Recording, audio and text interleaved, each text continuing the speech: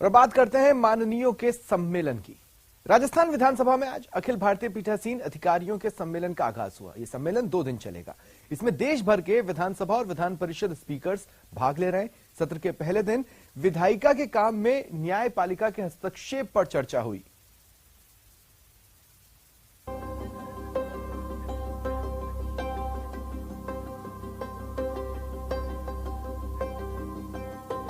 पीठासीन अधिकारियों का 83वां सम्मेलन जयपुर के विधानसभा भवन में शुरू हुआ। इस सत्र का उद्घाटन उपराष्ट्रपति जगदीप धनखड़ और लोकसभा अध्यक्ष ओम बिरला ने किया। पीठासीन अधिकारियों के सम्मेलन में न्यायपालिका और विधायिका के बीच चल रहे द्वंद्व का जिक्र किया गया। उपराष्ट्रपति जगदीप धनखड़ ने इसमें थोड़ी और पारदर्शिता की मांग की। क्या पार्लियामेंट का power to amend the constitution किसी और संस्था पर डिपेंड कर सकता है? क्या भारत के संविधान में कोई नया थिएटर है जो कहेगा कि पार्लियामेंट ने जो कानून बनाया उस पर हमारी मोहर लगेगी तभी कानून होगा? वहीं लोकसभा अध्यक्ष ओम बिरला ने कहा कि अखिल भारतीय पीठासीन संविधान में जो मर्यादा दी गई है उसका पालन न्यायपालिका भी करे। न्यायपालिका से उपेक्षा की जाती है कि जो मैंडेट संविधान से मिला है वो उसका उपयोग करे। कि संसद और विधान मंडल के अध्यक्ष हमेशा न्यायपालिका का सम्मान करते हैं,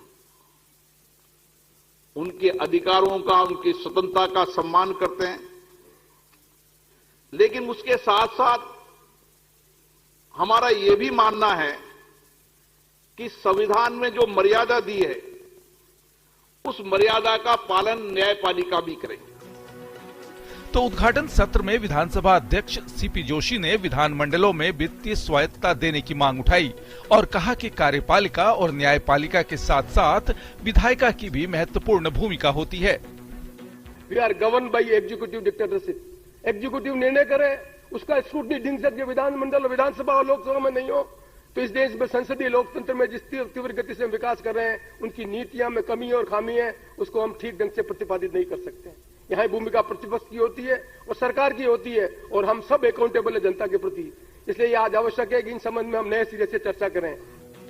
वहीं कॉन्फ्रेंस के उद्घाटन सत्र में मुख्यमंत्री अशोक गहलोत ने कहा कि कानून विधायिका बनाती है और अलग व्याख्या जुडिशरी करती है। कई बार लगता है कि हमारे कामों में हस्तक्षेप हो रहा है, लेकिन इन सब के बाद भी 75 साल से आपसी संतुलन बेहतरीन है। कानून बनाते हम लोग, वो अपनी अलग व्याख्या करते हैं। कई बार लगता है कि जुडिशरी हस्तक्षेप कर रही है हमारे कामों के अंदर, पर मैं समझता हूं उसके बावजूद भी जो 75 साल के बाद में निभा लिया है जुडिशरी, एग्जीक्यूटिव और लेजिस्लेचर की जो विंग है उसको, जिस रूप में यहाँ पर इंडिपेंडेंट मिली है और जो स्वतंत्र रूप से काम कर रहे हैं, फिर भी मैं समझता हूँ कि संतोषप्रद है। पीठासीन अधिकारियों के सम्मेलन में न्यायपालिका और विधायिका के बीच चल रहे द्वंद्व पर एक सार्थक बहस की गुंजाइश की बात हुई। आपको बता दें कि जयपुर में ये सम्मेलन 2 दिनों तक चलेगा। Sudhir Sharma, news 18 network, Jaipur. विधायिका के कामों में अदालतों को इंटरफेयर नहीं करना चाहिए, यह कहना है मंत्री प्रताप सिंह खाचरियावास का।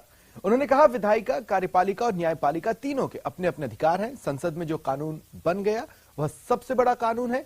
इसी मुद्दे पर उपनेता प्रतिपक्ष राजेंद्र राठौड़ ने कहा कि लोकतंत्र में न्यायपालिका, कार्यपालिका और विधायिका तीनों को स्वतंत्र काम करने की ताकत मिलती है। पूर्व मंत्री रघु शर्मा ने कहा हम कहां गलती कर रहे हैं, आगे लोकतंत्र मजबूत कैसे होगा, इस पर मंथन जरूरी है।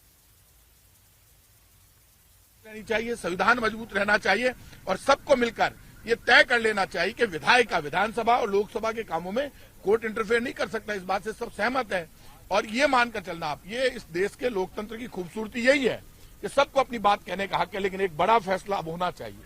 तीनों अंग इस लोकतंत्र के महत्वपूर्ण अंग है। उसके अंदर न्यायपालिका, कार्यपालिका और विधायिका तीनों को स्वतंत्र और स्वच्छंद काम करने का मौका मिलता है। कॉन्स्टिट्यूशनल